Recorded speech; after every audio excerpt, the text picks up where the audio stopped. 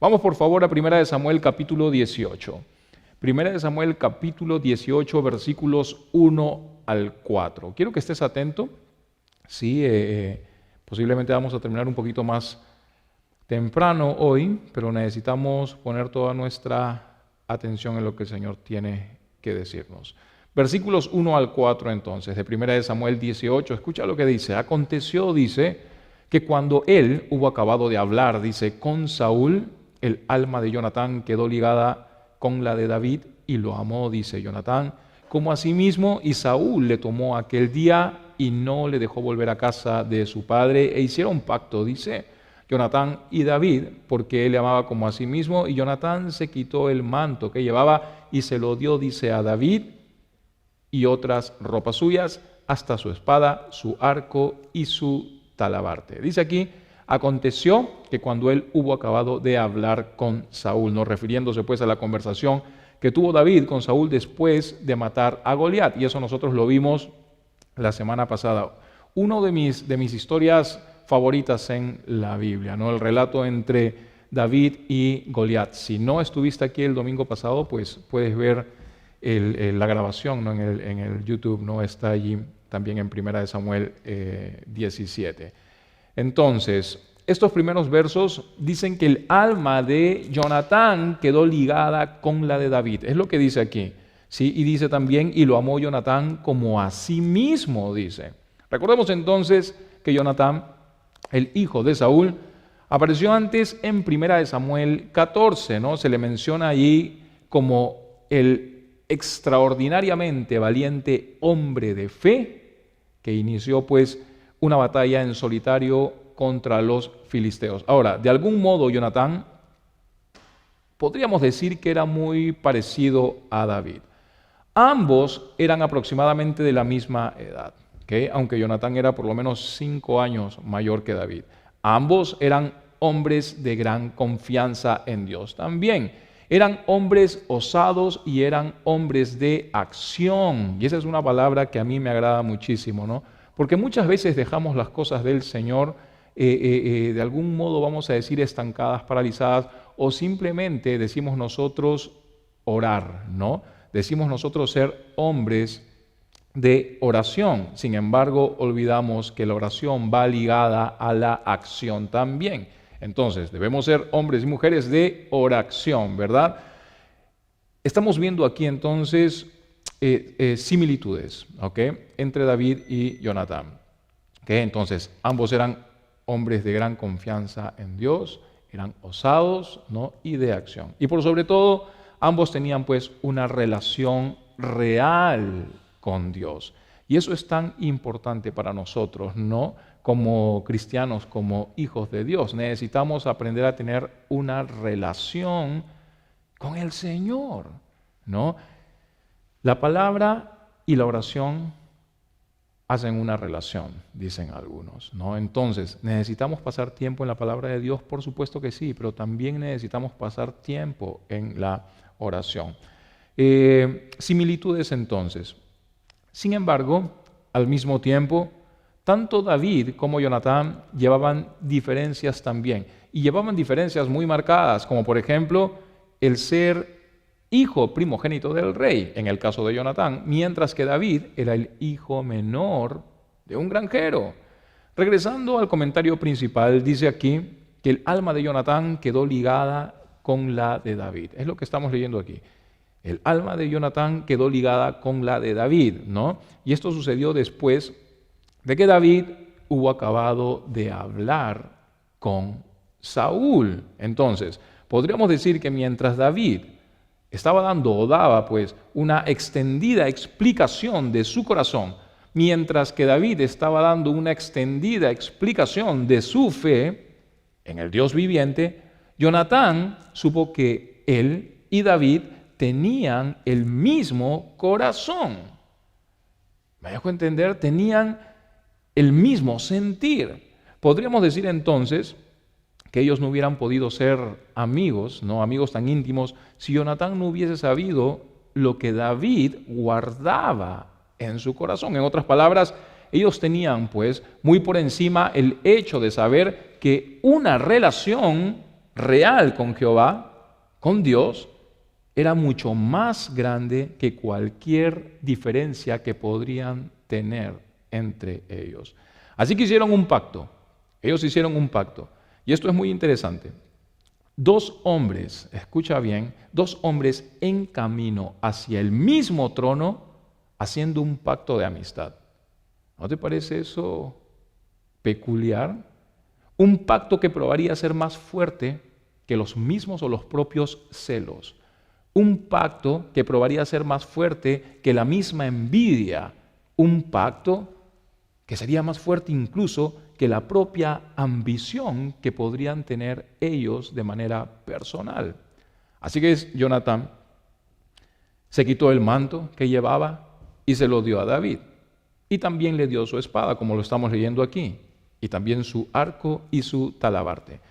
Prácticamente cuando Jonatán le dio a David el manto, ¿no?, y su espada, le estaba dando a entender pues que le estaba de algún modo cediendo ya su lugar. Le estaba cediendo el lugar a David como el próximo rey de Israel. Podríamos decir entonces que debido a que Jonatán estaba rendido a Dios, podía ver que la mano de Jehová estaba con David.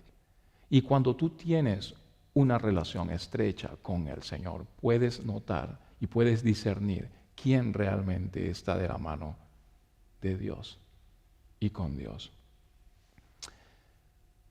Jonatán conocía el destino de David y estaba perfectamente dispuesto a hacer a un lado su ambición. Estaba totalmente dispuesto a hacer a un lado su ambición para honrar a Dios. Incluso podríamos decir para honrar la elección de Jehová, la elección de Dios. Y mientras yo estaba leyendo esta porción de la Biblia, cruzaban muchas preguntas en mi cabeza. Una de ellas era qué tanto podría estar yo dispuesto a dejar mi vida por amor a Dios. Empezando la lista por mis propias ambiciones, porque todos nosotros tenemos ambiciones, pero ¿qué tan dispuestos estamos nosotros a dejar nuestras propias ambiciones por amor a Dios, por seguir a Dios, por buscar un tiempo con el Señor? Hoy en día, con todo lo que está pasando, con todo lo que está aconteciendo, y no solamente en nuestra iglesia, sino con muchas otras iglesias, la fe del creyente está siendo probada. El Señor está cirniendo. Y yo creo que un remanente quedará en estos tiempos. Regresando al tema, pasarían alrededor de 20 años para que David recibiera el trono de Israel y podía pues reemplazar a Saúl. Ahora, si bien Jonatán estaba listo para reconocer a David como la elección de Dios para el próximo rey, David estaba dispuesto a dejar que Dios lo pusiera en el trono en el tiempo perfecto. En el tiempo de Dios y no en el tiempo del propio David. ¿Me dejo entender? Lo que nos lleva a pensar, pues, que ambos hombres estaban totalmente sometidos a las decisiones de Dios en sus vidas. Me pregunto yo si nosotros estamos realmente sometidos a las decisiones de Dios en nuestra vida. Primera de Samuel 18, 5 al 9 dice lo siguiente: y salía David a donde quiera que Saúl le enviaba, y se portaba prudentemente, y lo puso Saúl sobre gente de guerra, y era acepto a los ojos de todo el pueblo y a los ojos de los siervos de Saúl.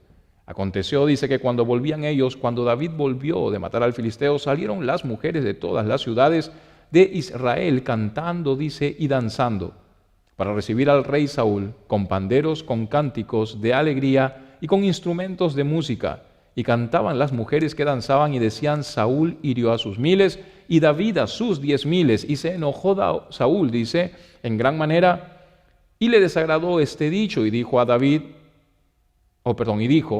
dieron 1000 o dieron 10,000 y a mí 1000.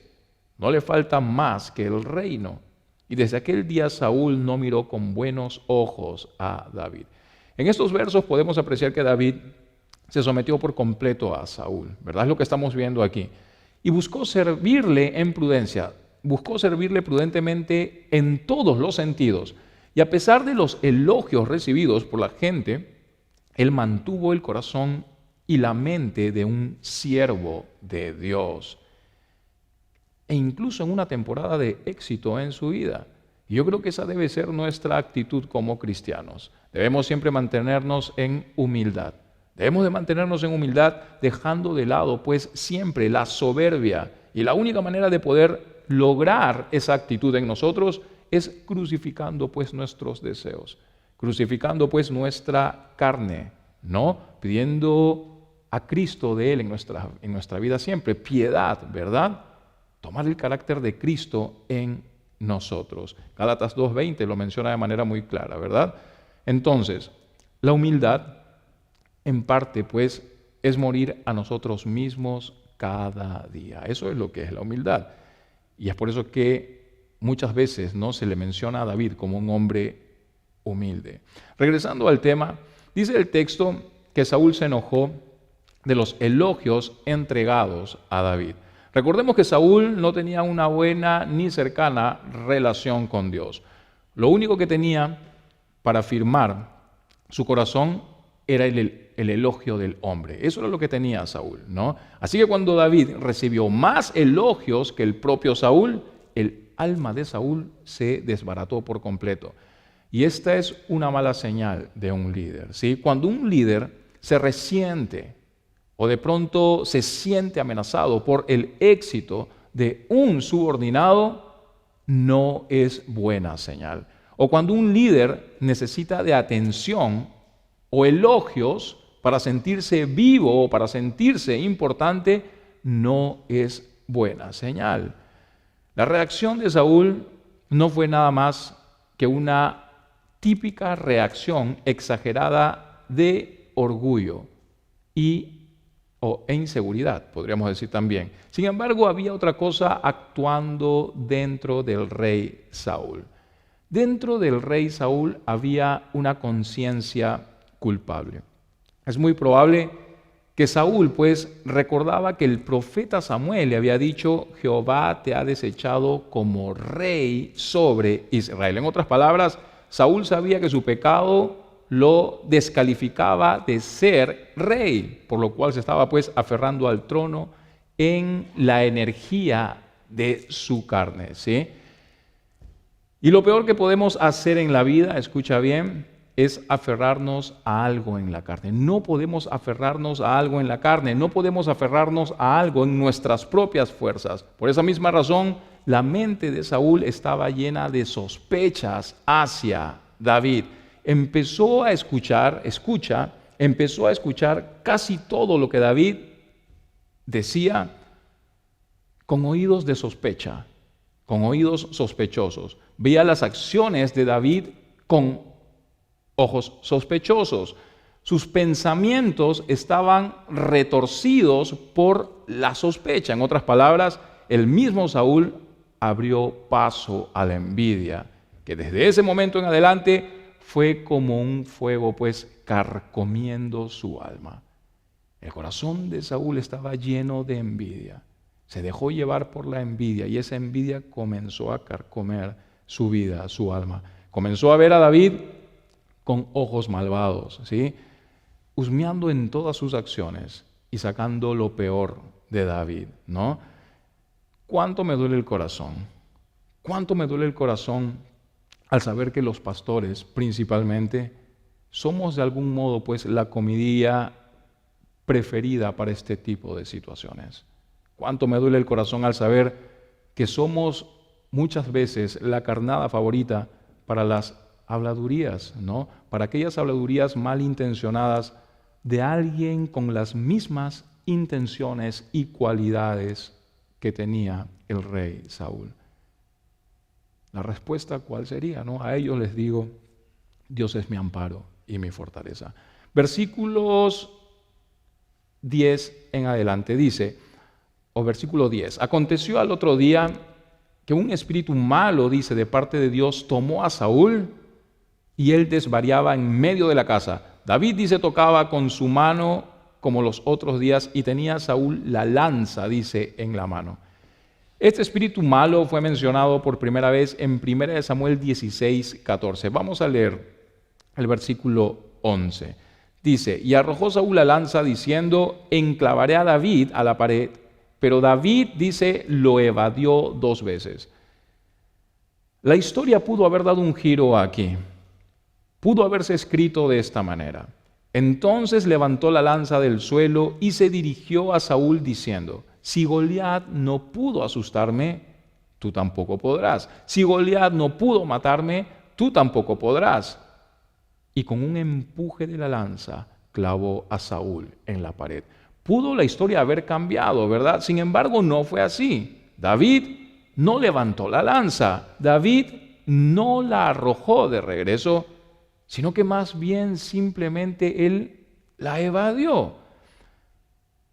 Nadie podría culpar a David si hubiese atacado a Saúl, ¿verdad? Podría haber sido llamado fácilmente un acto en defensa propia. Sin embargo, no fue así. ¿Por qué? Porque David tenía un corazón totalmente distinto, un corazón diferente. David estaba decidido a dejar la situación en las manos de Dios y no tomar el trono por sus propias fuerzas, pues. Así que Dios tendría que encargarse de Saúl, porque David no lo iba a hacer. Quizá David decía entre sí, Jehová, tú pusiste a Saúl en el trono y ahora se supone que yo soy el próximo rey, porque tú me diste tu promesa y tú me diste tu unción. Pero sacar a Saúl del camino es tu asunto. Yo no lo tocaré, porque es una autoridad designada por ti. Tú empezaste su reino, así que tú termínalo. Eso es dejar todo en las manos de Dios. Eso es depender del Señor. Eso es confiar en Dios. Eso es no hacer las cosas en tu propia carne. Eso es esperar el tiempo del Señor. Versículos 12 al 16 dice, mas Saúl estaba temeroso a David por cuanto Jehová estaba con él y se había apartado de Saúl, por lo cual Saúl lo alejó de sí y le hizo jefe de 1000. Y salía, dice, y entraba delante del pueblo. Y David, dice, se conducía prudentemente en todos sus asuntos y Jehová estaba con él. Y viendo Saúl, dice, que se portaba tan prudentemente, tenía temor de él.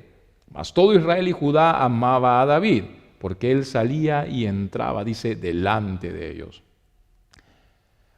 Al juzgar por la apariencia, exterior, aparentemente Saúl estaba en control aquí. Saúl tenía el trono, Saúl tenía el ejército, Saúl tenía las lanzas. Sin embargo, Saúl estaba temeroso de David, es lo que podemos ver. ¿Y por qué temía de David? Porque Dios estaba con él. Jehová estaba con él. Dice además que David se conducía prudentemente, dice aquí, y esa es una palabra que nosotros tenemos que llevarnos muy marcada hoy a casa, la prudencia. Dice que se conducía prudentemente en todos sus asuntos y Jehová estaba con él. Yo creo que no es sencillo conducirse prudentemente. De pronto cuando lanzas están siendo arrojadas contra ti, ¿verdad? No es fácil conducirse prudentemente en esa situación. No es sencillo comportarse prudentemente cuando eres expulsado del palacio, ¿verdad? No es sencillo conducirse prudentemente cuando tienes enemigos poderosos y decididos a matarte, decididos a quebrarte. No es sencillo.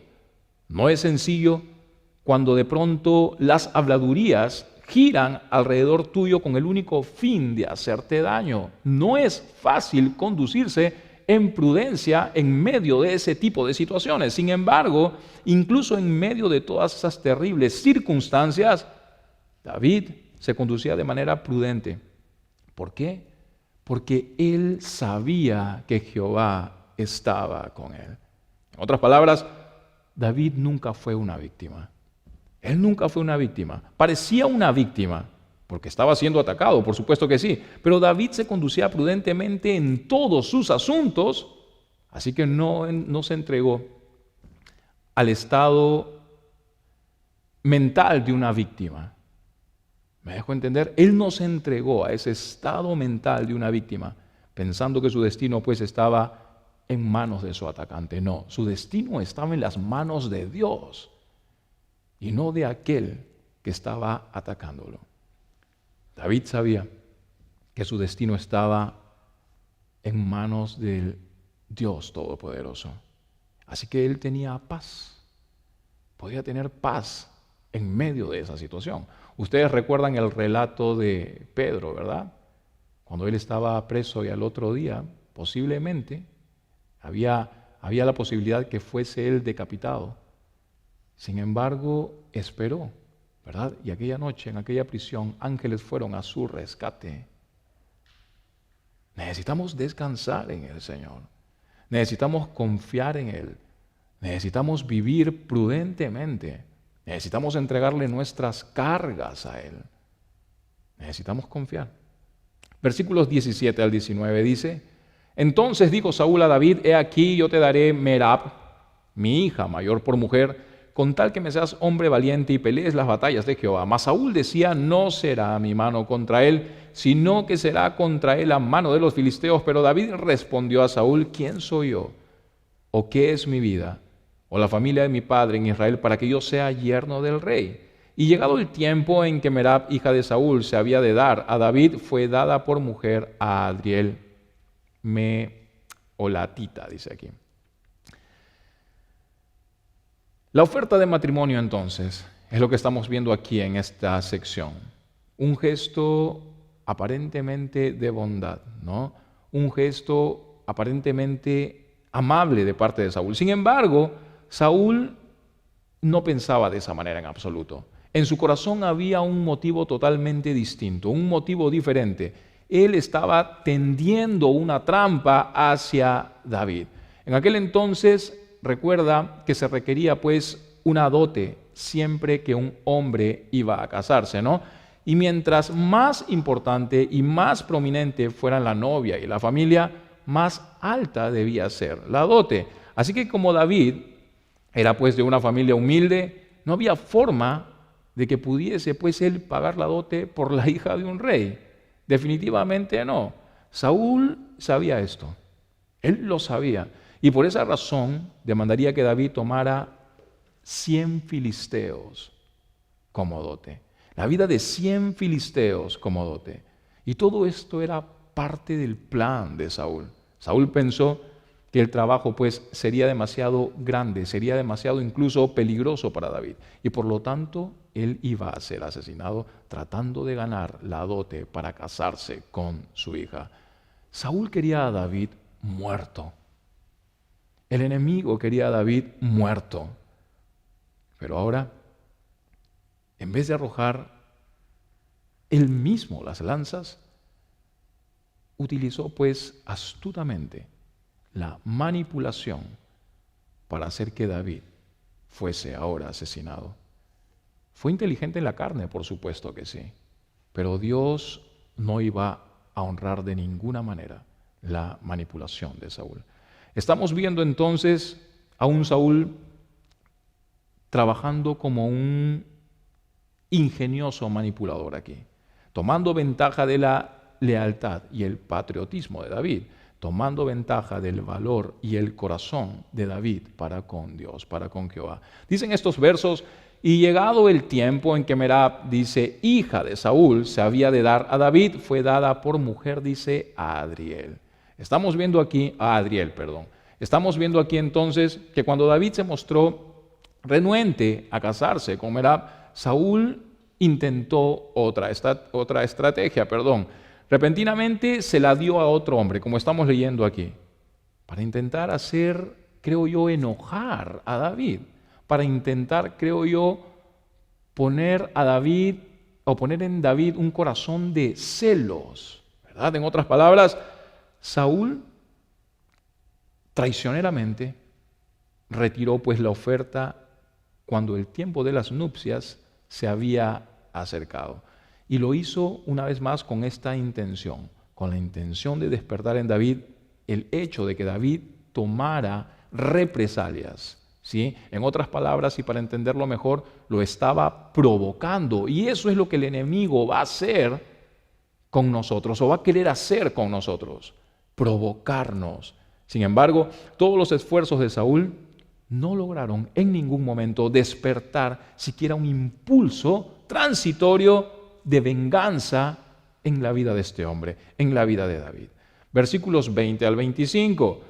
Pero Mical, la otra hija de Saúl, amaba a David, y fue dicho a Saúl, y le pareció bien a sus ojos, y Saúl dijo: yo se la daré, para que, dice, le sea por lazo, y para que la mano de los filisteos sea contra él. Dijo pues Saúl a David por segunda vez: tú serás mi yerno hoy. Y mandó Saúl a sus siervos: hablad en secreto a David, diciéndole: aquí el rey te ama, y todos sus siervos te quieren bien.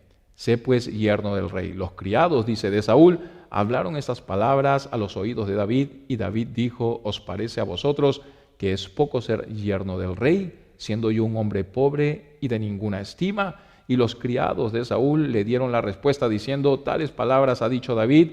Y Saúl dijo: decid así a David: el rey no desea la dote, sino 100 prepucios de los filisteos, para que sea tomada venganza de los enemigos del rey. Pero Saúl pensaba hacer caer a David en manos de los filisteos. Aquí Mical hace su aparición entonces a escena, ¿sí? No nos sorprende leer que Mical se sintiera de ninguna manera, ¿verdad?, atraída por David, ¿no? Pensemos en el carácter de David, pensemos en las cualidades que tenía este hombre y en la fama que estaba teniendo en este entonces, ¿no?, en su vida. Sin embargo, más adelante, en el matrimonio de David con Mical, nos vamos a dar cuenta que ella realmente sentía o se sentía atraída por lo externo, nada más, y no por el corazón de David para Jehová. Regresando a Saúl, Saúl quería que David sufriera consecuencias. Quería que sufriera consecuencias a causa de la dote. Pero también puede ser que Saúl conociera el carácter y el corazón de Mical también, y supiera que ella iba a ser un lazo para él como esposa, ¿no? Como resultó ser el caso, en cierto sentido, ¿no? Eso lo vamos a ver más adelante en 2 de Samuel 6. Versículos 26 al 27. Y eso es una alerta, ¿no? Eso es algo para reflexionar también, ¿no? ¿Cuántas mujeres rencillosas hay hoy en día que detienen el llamado del marido, del esposo? Versículos 26 al 27. Cuando sus siervos declararon a David estas palabras, pareció bien la cosa a los ojos de David para ser yerno del rey. Y antes que el plazo se cumpliese, dice, se levantó David y se fue con su gente y mató a 200 hombres de los filisteos. Y trajo David los prepucios de ellos y los entregó todos al rey a fin, dice, de hacerse yerno del rey. Y Saúl, dice, le dio su hija a Mical por mujer. Leo estos versos aquí y pienso que solo un hombre de Dios puede sobrevivir a semejante traición, la traición que estamos viendo aquí. Solamente un hombre de Dios, creo yo, puede soportar ciertas dificultades. Posiblemente cualquier otro hombre hubiera dicho: tú prometiste entregar la mano de tu hija al hombre que matara a Goliat, ¿verdad? Así que demando mis derechos. Sin embargo, no fue así con David. David humildemente accedió a la demanda de Saúl por una dote. David respondió al intento de manipulación de Saúl, tomando control de la situación y siendo él un siervo humilde y dando más incluso de lo que se le había pedido. Así que David era un claro ejemplo del dominio propio. La palabra del Señor lo dice, ¿verdad? Dominio propio. El Señor nos da dominio propio. Versículos 28 al 30. Pero Saúl, viendo y considerando que Jehová estaba con David y que su hija Mical lo amaba, tuvo más temor de David. Y fue Saúl, dice, enemigo de David todos los días, y salieron a campaña los príncipes de los filisteos, y cada vez que salían David tenía más éxito que todos los siervos de Saúl. Por lo cual, dice, se hizo de mucha estima su nombre. Estamos viendo aquí entonces que el plan de Saúl fracasó, ¿sí? Y le salió incluso contraproducente. Estamos viendo que David no solo seguía con vida, sino que era más popular ahora. E incluso las circunstancias lo habían puesto más cerca de Dios todavía. Se hizo fuerte en la debilidad. Me pregunto yo, ¿quién se hace fuerte en la debilidad? Este hombre se hizo fuerte en la debilidad, se hizo fuerte en las dificultades. Cuando todos pensaban que el barco se iba a hundir, su fe sobrepasó cualquier pensamiento. Porque era un hombre de Dios, porque él estaba con Dios y Dios estaba con él. No habían ese tipo de temores en su corazón. Podía haber el temor en los demás. Lo había visto anteriormente, ¿verdad? En el capítulo anterior. Podía ver que los demás temblaban. Podía ver que los demás estaban atemorizados con el gran gigante que era Goliat. Sin embargo, el corazón de David no fue así. Su mente estaba empapada de fe y de confianza en el Señor. El prudente comportamiento de David y la alta estima estaban conectados íntimamente con su corazón humilde. Y lo mismo sucedió con nuestro Señor Jesucristo. Lo mismo sucedió con nuestro Señor Jesucristo en un sentido mucho más grande. Y es por eso que Filipenses 2:9 dice que fue exaltado hasta lo sumo y le fue dado nombre por sobre todo nombre. Filipenses 2:5-8 dice: haya pues en vosotros este sentir que hubo también en Cristo Jesús, el cual, siendo en forma de Dios, no estimó el ser igual a Dios como cosa a que aferrarse, sino que se despojó a sí mismo tomando forma de siervo, hecho semejante, dice, a los hombres, y estando en la condición de hombre, se humilló a sí mismo, haciéndose obediente hasta la muerte. Haciéndose obediente hasta la muerte y muerte de cruz. Mira hasta dónde llegó la obediencia de nuestro Señor Jesucristo. Esta forma de pensamiento estaba en David. Esta forma de pensamiento estaba en David. Esta mente y este corazón estaban en nuestro Señor Jesucristo. Y hoy por hoy, Dios quiere que esta forma de pensamiento y ese mismo corazón estén en cada uno de nosotros. Eso es lo que quiere el Señor, especialmente en estos tiempos que tanto esperábamos nosotros, ¿verdad? Como cristianos. La palabra del Señor lo había revelado ya. Estamos en los tiempos finales. ¿Qué es lo que esperamos? La palabra del Señor dice que las cosas van a ir de mal en peor. ¿Qué es lo que estamos esperando? Más que nosotros, los que estamos aquí ahora, ser fieles y buscar a Dios con toda fidelidad, con toda obediencia, ser constantes, tener un corazón confiado en Él. El remanente. Así que hay que recordar la prudencia, porque hemos hablado de esto bastante, ¿verdad? La prudencia es nuestra mayor arma de defensa ante el ataque del enemigo. La prudencia. David sabía que Dios resolvería. Eso lo sabía David. Y fue así. Te pregunto yo a ti esta tarde si sabes tú realmente si es que Dios va a resolver las situaciones o las dificultades que puedas tener en tu vida. ¿Sabes tú que Dios va a resolver? David lo sabía. Y una vez más, fue así. Salmos 4, versículos 4-8. Y con estos versos voy a culminar el estudio de esta tarde. Dicen, temblad y no pequéis. Meditad en vuestro corazón, estando, dice, en vuestra cama y callad. Dice aquí, Selah, medita en ello. Ofreced sacrificios de justicia y confía en Jehová. Confiad en Jehová. Muchos son los que dicen, ¿quién nos mostrará el bien?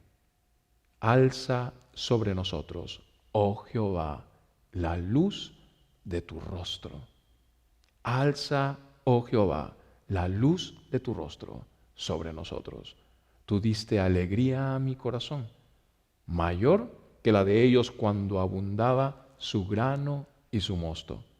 En paz me acostaré y asimismo dormiré, porque solo tú, Jehová, me haces vivir confiado. Este era el corazón de David. Este es el corazón de nuestro Señor Jesucristo también. Y este es el mensaje que el Señor tiene para nosotros esta tarde. Dios quiere que tengamos el mismo corazón confiado, sabiendo que Él tiene ya toda la batalla ganada. No miremos a izquierda ni a derecha. Miremos en nuestro propio círculo. ¿Qué estoy haciendo yo por la obra de Dios? ¿Qué estoy haciendo yo para que mi relación con Cristo mejore? Para que mi relación con Dios se fortalezca. ¿Qué estoy haciendo yo? Yo creo que cuando empecemos a pensar de esa manera, las cosas van a dar un giro repentino, un giro total.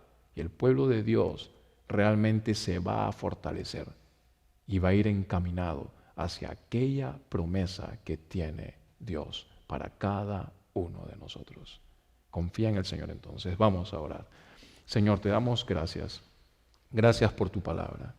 Gracias, Señor, por lo que nos enseñas a través, Señor, de este hombre, Señor, David. Ese carácter que solamente puede venir de ti. Regálanos, Señor, de tu carácter, de tu piedad, que seamos realmente transformados. Levanta tu pueblo, Señor. Levanta tu pueblo, Señor. Tu pueblo que duerme, Señor. Porque el tiempo se acerca, Jesús. Tú vienes pronto. En tu nombre y para tu gloria. Amén.